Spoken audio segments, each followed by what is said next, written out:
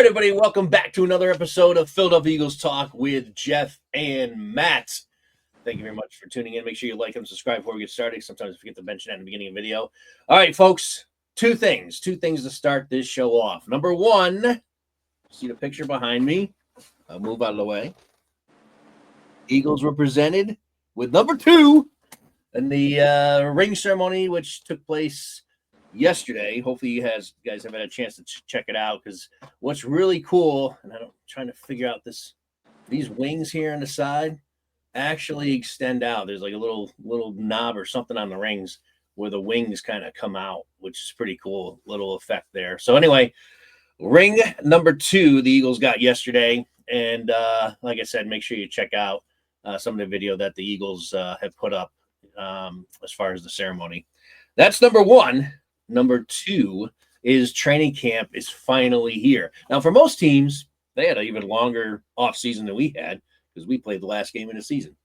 But it still has been it just seems like it's been a long time since the Super Bowl. And, February and March drag anyway, because there's nothing going on other than once the Stanley Cup playoffs are over with, unless you're a baseball fan, there's just nothing going on until really next week, where everyone hope springs eternal for all the teams around the NFL as the new season and training camp opens up. So, Matt, opening comments as we talk about not only the Eagles getting their second ring, but also training camp opening up this week.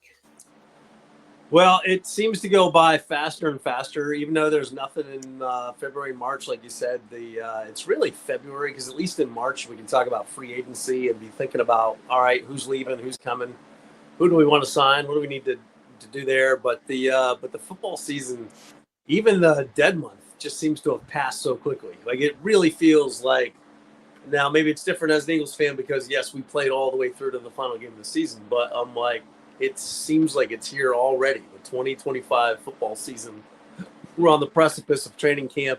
And even yesterday, I think Commanders rookies reported today, right? So they're going to be there for 4 days. Camps are open up sooner, yeah. Official camp opens up, later next week, which is just awesome. So can't wait to see. If you're an Eagles fan, this training camp, they already proved that their young players can play. So it'll be interesting to just watch how they filter out into like regular starting roles. We already talked about what we're going to be paying attention to with the Eagles defensive backfield and all that stuff. But the thought did strike me yesterday as I was driving home from work. I'm like, the big news for the Commanders was they signed Von Miller this week to add to their pass rush. And then that was the talk on the Sports Junkies radio of like, what is their best pass rusher? And Frank Louvu and Von Miller were the two names that were clearly on the top tier. And then they're trying to figure out who after that. And I'm like, well, if I were the Eagles and I'm thinking about, I don't want to spend a lot of money, but are there some spots on my roster where I would pay a big name for an older athlete like a Von Miller, like whoever these big names that are still out there on the free agency list. And I was like, without doing much research, I thought of one player that I would absolutely bring in here and to shore up a position, to give us an all-pro guy, and coming back from injury. And the guy that I'm thinking of is Nick Chubb. I would pay Nick Chubb a 1 or 2 year deal to come in.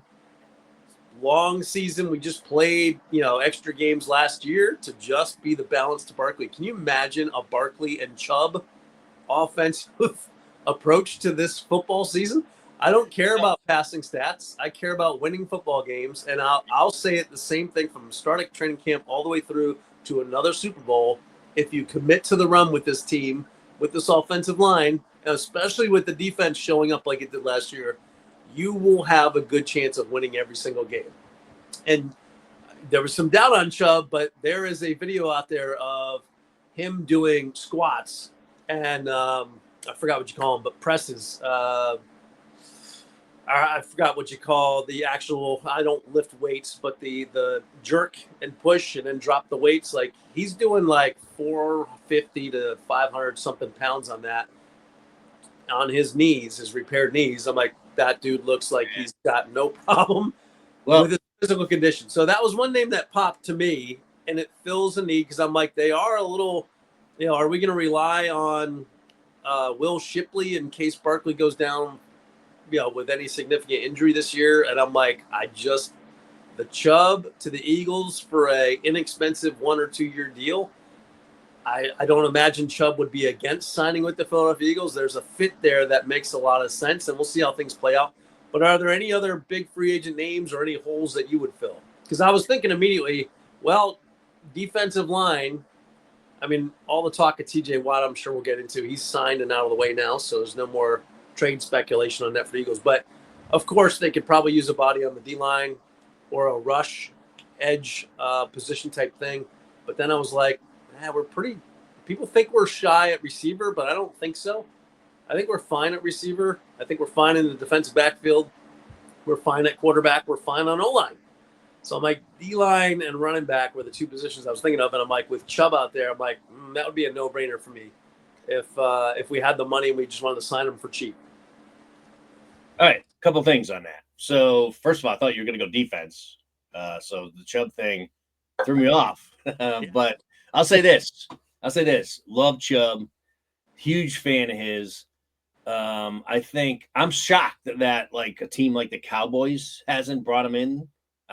Like they need. I mean, they have a few veteran. Like they brought in Miles Sanders, which is going to be tough seeing him in a Cowboy uniform. But anyway, they got Sanders there. They got I guess it's because they have the Denver back there as well. Forget his name off the top of my head, but still, it's like the fact that Chubb has not been in, and maybe as camps open, he'll be invited to some camps.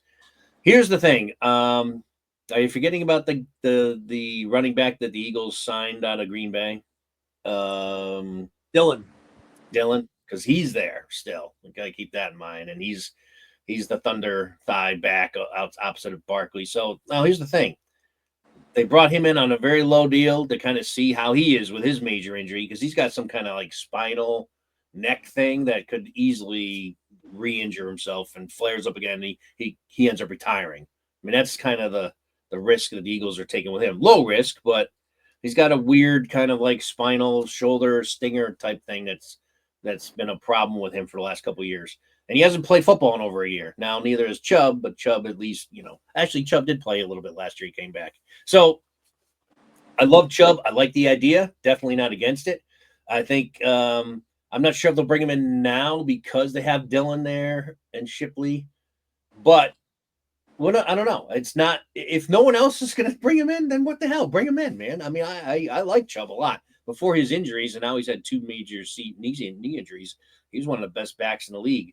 And if he's showing his, at least strength-wise, that his knee is strong, we don't know if he could still cut and slash like he kind of did. Not that he was like a Barry Sanders type back, but still, you got to be able to, make people miss.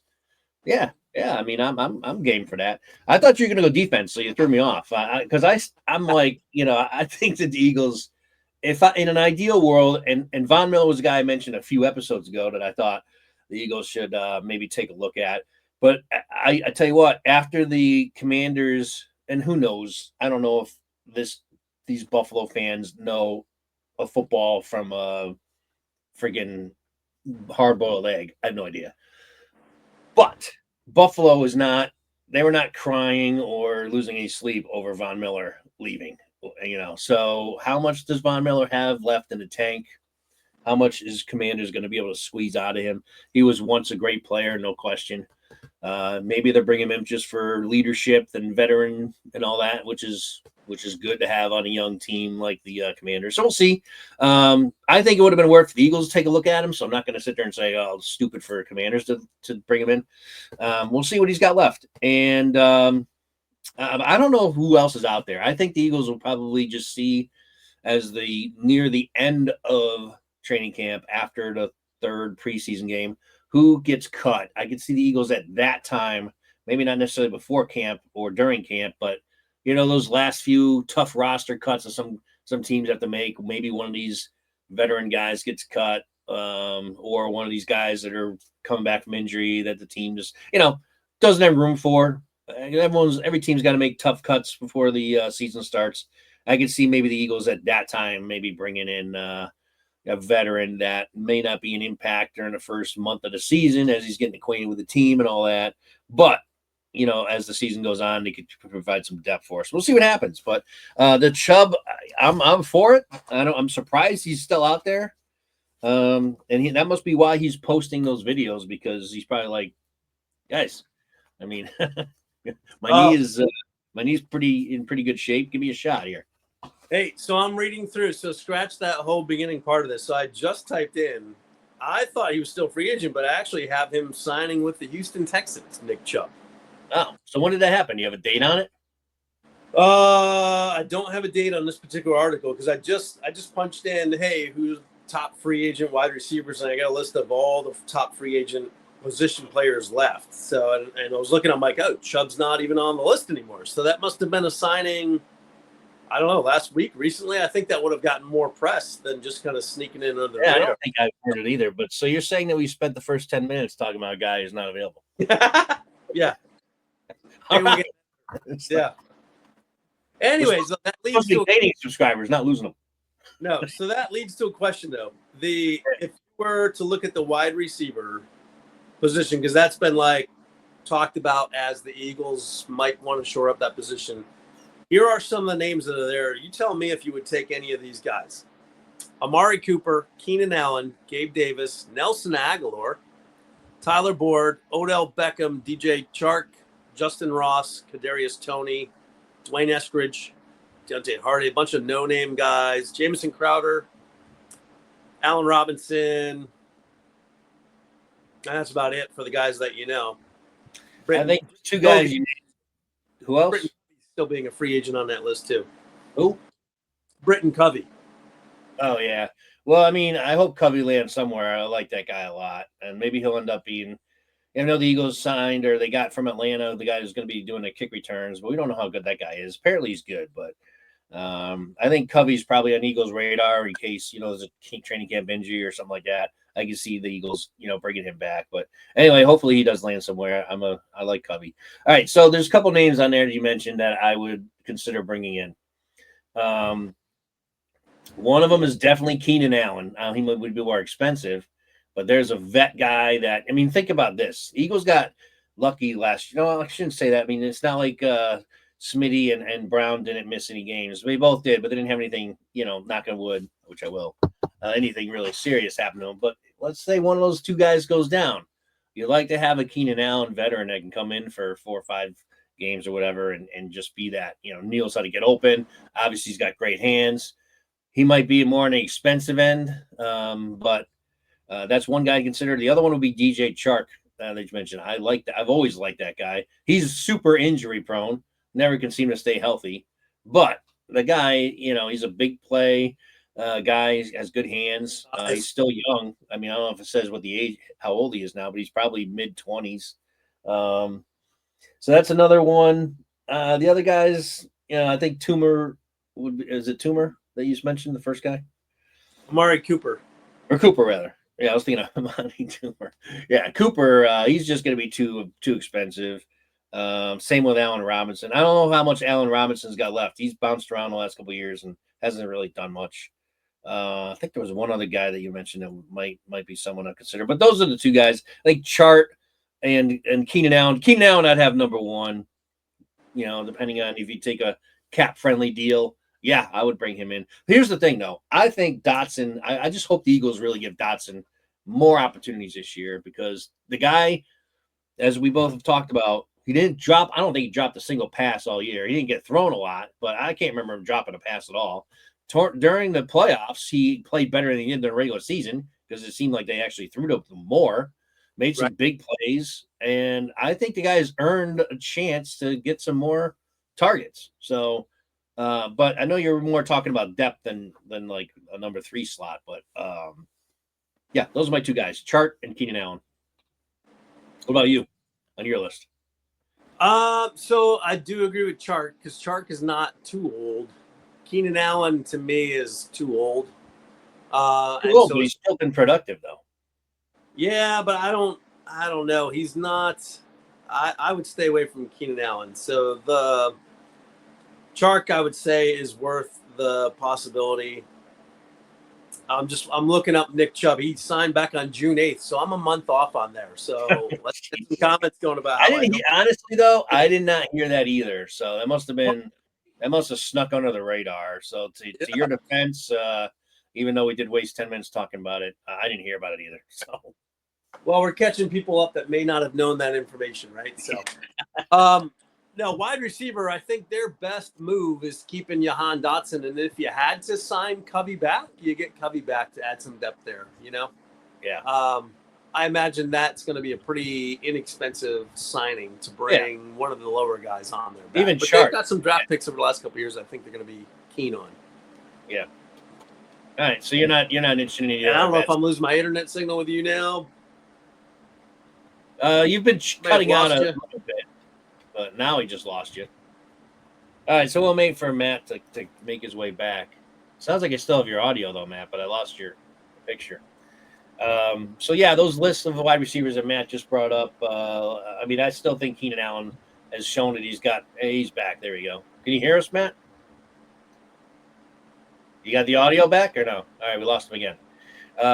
So as Matt deals with his trouble, Still there? Yeah, we lost your video a few times. Can you hear? You have audio? All right. While Matt tries to figure that out, a little choppy here on a Saturday morning. We will. I'm just, some of the other names that Keenan Allen. I would give Keenan Allen, as long as he's not super expensive, I would give him a shot. And I don't know, for some reason I got Matt trying to tune in again here. Matt, for some reason now I got you on two. So let me see if I can get rid of the other one. I got ejected from the other one. I think they're shut him off. So I had to dial out and dial back. So there we go. Now I got you back. All right. So yeah. So I was just saying while we were waiting for you to troubleshoot there that I still think. Well, I think Keenan Allen's still proving that he's got a little bit left.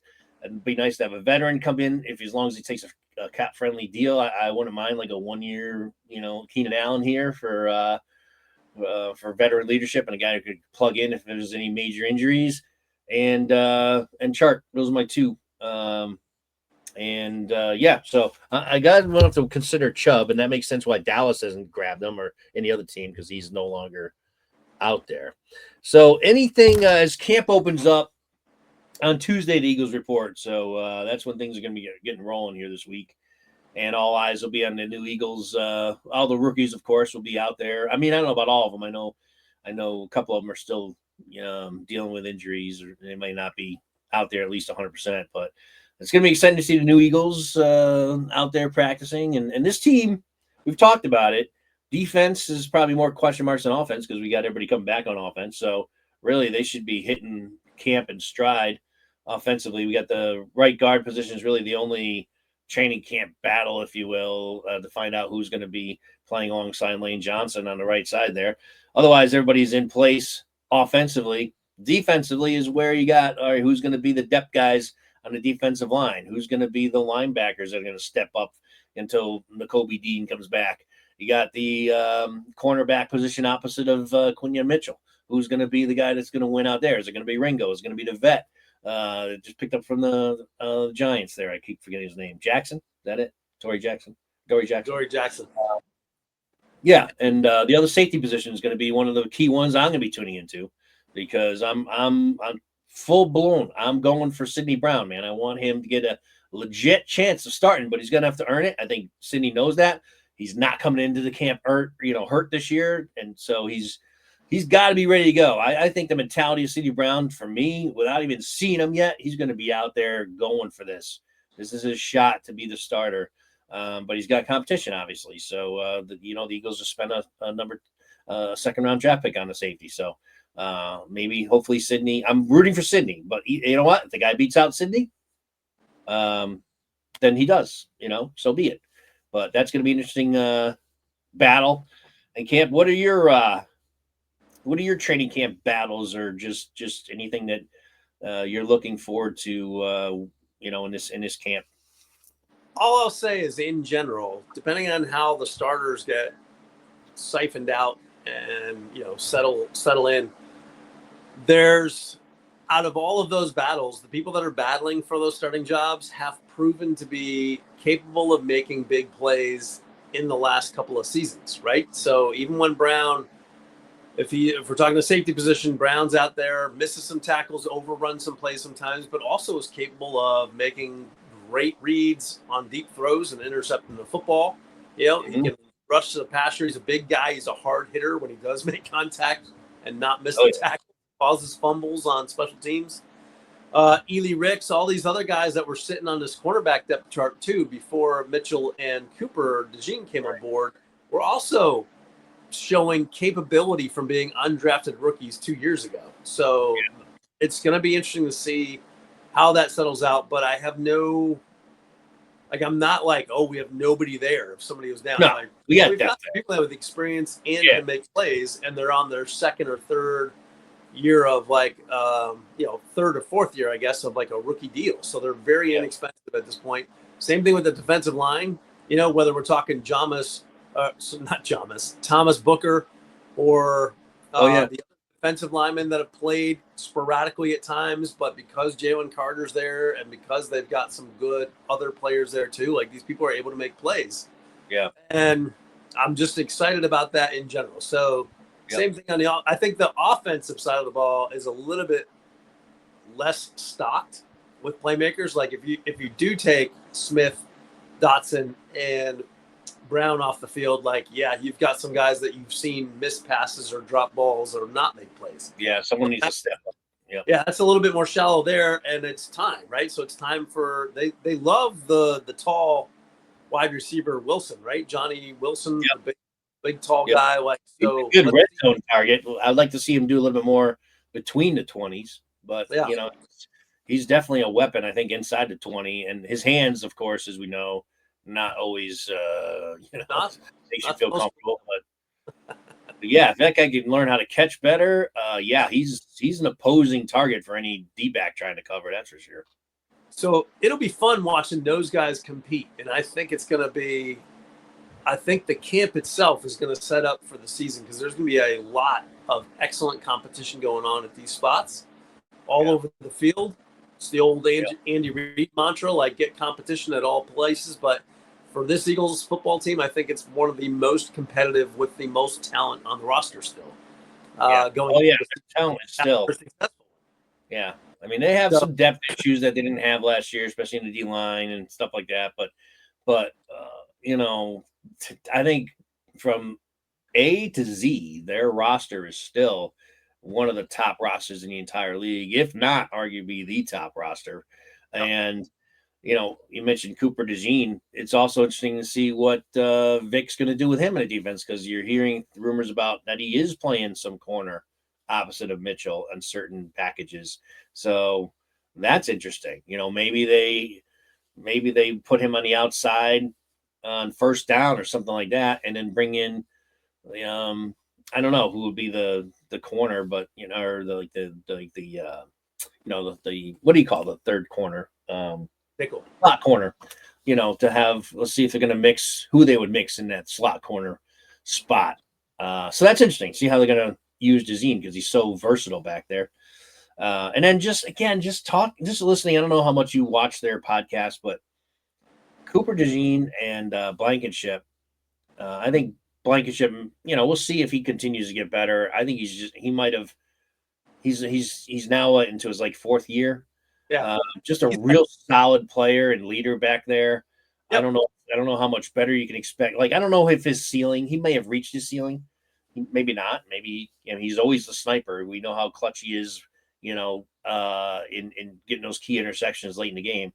But DeJean, I still think this guy, even as good as he was last year, that his ceiling is still just way, way higher than he's already shown us. And that's exciting to see him. And he's so grounded.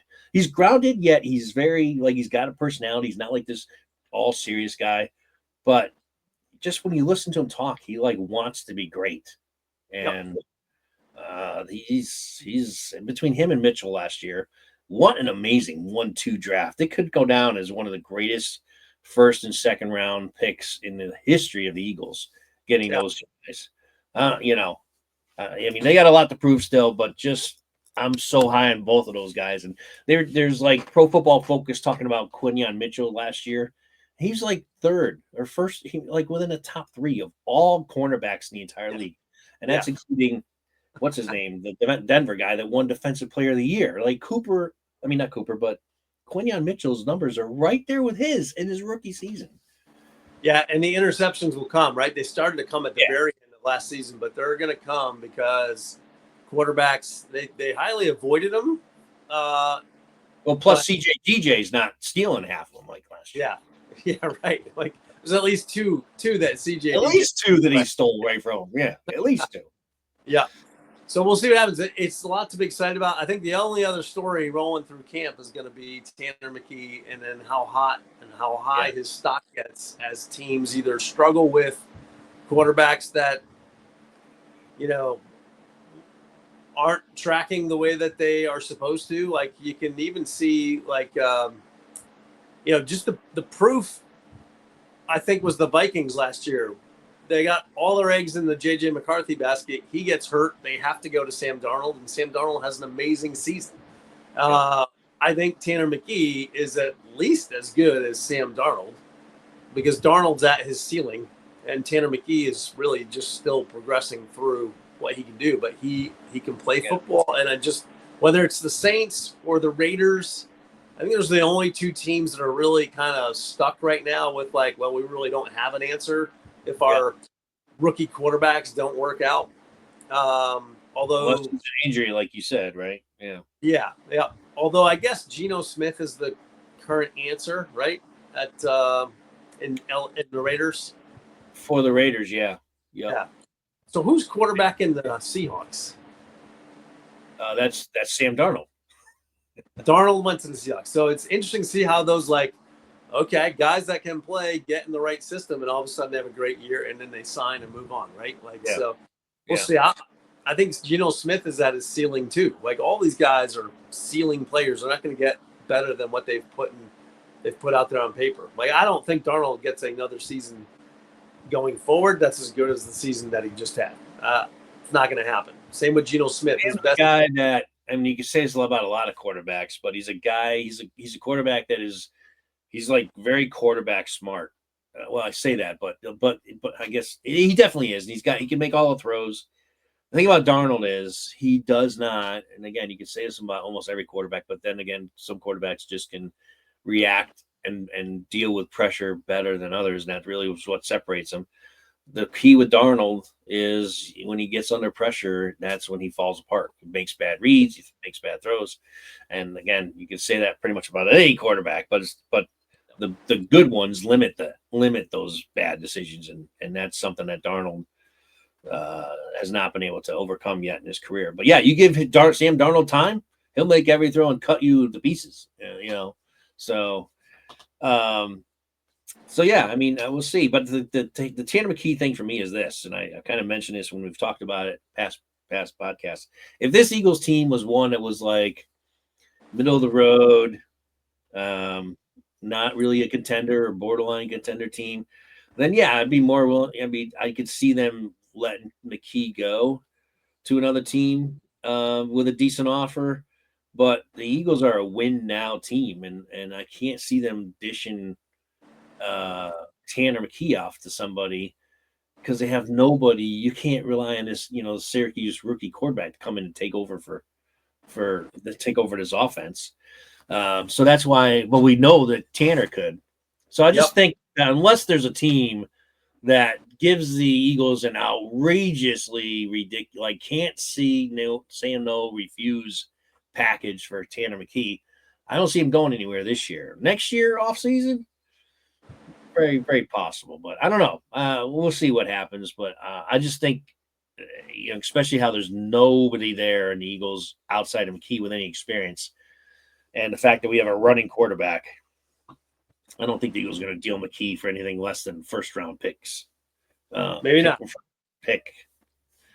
But we'll see. We'll never know. We got teams out there that, like I said, they're win now teams too, and their quarterback goes down in preseason or first or second week of the season, and they get desperate and they're like, okay, yeah, we'll give you the first round pick, Eagles, and for 2026. But then, Well, if it's man, the Eagles have really no answer if Hurts gets hurt. That's the thing. true, but you can always sign. There's going to be. I don't have the list in front of me of current free agent quarterbacks. Bring back Nick Foles. Bring Nick Foles out of retirement. Right, but if you made a move like that, then you would just shore that up as well with whoever free agent sitting on the side, because they'll all sign with the Eagles. They'll be like, "Oh yeah, I got a chance to go to the Yeah, Super they Bowl." would. That's true. So that's just it. But my question behind that all would be, what is the line that makes you move? If you're Howie, do you do that for a 4th round pick next year? No. Hell Do you do it for a 3rd round? Maybe. I wouldn't. 3rd? I want Do to you do it for a 2nd? Is a 2nd good enough next year? I'd want a second and I'd want like a 2nd and a 4th. Yeah, let's say Tua goes higher than yours and letting McKee go, just because I just know you can't put that much pressure on was it McCown to come in and McCord. I knew it was Mick something. Syracuse. I don't know his name. I know he's a Syracuse guy, but there's so many Mick quarterbacks. McCown, McCord. I just forget what his name is. Yeah. So, McCord, you can't expect him to come in and like rescue this offense and the Eagles be able to just. But McKee, we know he could do that. So, who knows? I mean, Howie's good at he almost uses that number 2 quarterback, and this is more to your point, in getting future picks. But man, it would just leave the Eagles with just nothing behind Hurts right now. And now I think this is just dangerous to do in a win now scenario. The Eagles have a short window. By the way, we haven't really talked about TJ Watt. He signed a huge. I mean, he got more money from the Steelers than I expected him to. And what that does now is, what is it? What's the term? The phrase where it says, when seas rise, something like that. When the tide rises, everyone. I don't know what the hell I'm going with that. I'll just stop. All boats rise on the tide or something like that. I don't know what the hell I'm saying. I should probably just look it up. But anyway, what I'm trying to say is that, that he just like bumped up the threshold now for defensive ends and just defensive players in general. Yep. And it's going to impact the Eagles with Jalen Carter and some of these other defensive guys that the Eagles going to have to sign. Well, I mean, especially Smith and Nolan Smith and Hunt, if these guys continue to prove what they are. I mean, what are the Eagles going to have to pay them? So, man, the Eagles they're going to have to, I mean, they had some tough decisions to make this offseason, but they got 3 potential super expensive players that are going to be coming up over the next 3 years. Really. And then I'm not even talking about Cooper and Quinion. So make it 5 over the next, say, 3-4 years. Yeah, that's why you got to win big money. Yeah. You got to win Bowls now before that team dissipates. That's why I'm trying to say is that the window for the Eagles to win with all these guys, because we have them now. We might lose 1 or 2 of these guys. The Eagles just might not be able to afford them all. Right now is the win now team. Between now and 2 years from now, like these next 3 years, the Eagles have got to like put up some more championships if they got to, because they have a really good shot to do so. All right, so that's down the road. We're talking about camp in 2025. Anything else you want to cover? What are we at? We're almost close. Yeah, we're just around the half-hour mark. No. So we can. I mean, that's it. The rest will be watching injuries that happen at training camp, hoping that we get none, and hoping that other teams get some, so that we can make some trades. I don't want any players to get injured, but that's always what shapes the season up. All the preseason games are going to be meaningless because the real preseason will start. Yeah, we talked about that. Nobody's going to play. Yep. Nobody's going to play. We haven't retired officially Nick Foles in the stadium, though, right? Isn't that coming this season? I think they're doing it this year, I think. So I couldn't tell. I saw some press about that, and I couldn't tell if they were going to try to plan to do that on opening night. I did see something, but I can't remember when they're doing it. But I think they're definitely doing something with Foles this year. Yeah. So there's always magic that happens. I doubt it'll be opening night because they're doing the whole banner ride. Yeah. It won't be opening night, but be cool if it's at our game, week 3. That'd be cool. Because he was a Ram. I mean, it might be possible they do it in the Rams game. That'd be cool. We'll see what happens there. But that'll be all. Tracking nobody should get too overly impressed until we get to the end of September and into that second week of October with where football teams are actually. Yeah, don't get Dave Spadaro-itis where he goes off about guys starring in superstardom and training camp. I mean, he doesn't do it as bad as he used to, but man, Spadaro in the younger days, man, he would be talking these guys up because they were having these great camps or the preseason games and stuff like that. I mean, there will be some preseason action that will be worth watching. I'm sure Trotter will be out there. Brown and the rookie, I keep forgetting his name, the rookie safety there that we got out of Texas. Yep. Andrew Makuba. Yeah, so those guys are going to get a lot of playing time, but you're not going to see much of DeJean and Mitchell and on defense and Nolan Smith and those guys. They're not going to play much in preseason. And that offense, almost the entire offense, they're hardly ever going to play. But like Matt says, and like we have said routinely long before the show was on YouTube, is that the preseason now in the NFL is the first 4 weeks of the season. That is the preseason. And that's why the Eagles, even though they should beat Dallas, that game is going to be, that game's going to be up in the air because it's going to be the first preseason game of the year, really. Yep. So we'll see. They still should beat Dallas, but because Dallas, among most teams, they have a lot of changes. They got a new coach, a new offensive coordinator. They got a new defensive coordinator. So we may catch them at the right time, per se. I mean, Eagles are a better team, but I think there's less of a chance of like Dallas upsetting Eagles this year versus others because they have more changes than most teams right now. So right, they're dealing with, and so that could be a very choppy game for them. But that week 2 game against KC, man, I could easily see the Eagles losing that game. We'll see. I mean, it's just a very tough schedule. Yep. Matt and I will be at the week 3 game versus the Rams. It's another tough. I mean, and it gets right off the bat, man. We're going to find out. The Eagles really can't. And this is what's good about them is they, especially offensively, their entire team is starters. So they really shouldn't have much of a hiccup to start the season on offense.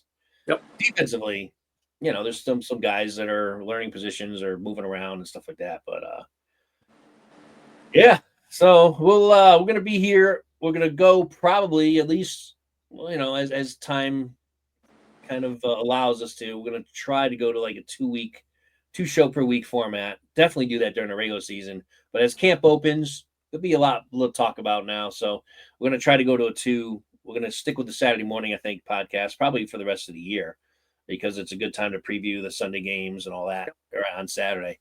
So Saturday mornings will most likely be a guarantee per week, and then we'll do we always do a recap show too. When the season starts, we'll do the Monday show. But during training camp now, we might do like probably a Wednesday and Saturday or Tuesday and Saturday, something like that. All depends on the schedule.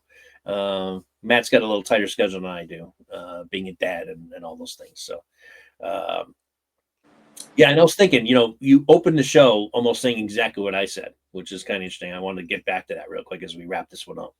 Because I'm like, oh man, even though the Eagles played the last game of the season, it's been forever. Take forever. You come on, you're like, oh man, it seems like it just flew by. Here's part of the reason why I'm thinking that is because you've had a graduation, your daughter graduated, you got a lot of things going on. Your off season might have went much quicker than mine, just that way. Because for me, it seems like it dragged for me. Yeah. So different perspectives from different people, but either way, whatever side of the fence you're on there with, if you thought it was taking forever to get to training camp or breeze by, we're here. So Tuesday it opens up, and we'll be here to cover and talk about and discuss the action and everything that's going on Eagles related. But any final thoughts here before we wrap this one up, Matt? No, just if any Eagles fans haven't seen the ESPYs host, go ahead and get that roll. Yeah. Get that a roll so you can entertain yourselves for one more week before camp starts. Yeah, that was good. I forget the guy's name that did that, but man, he was great. Funny.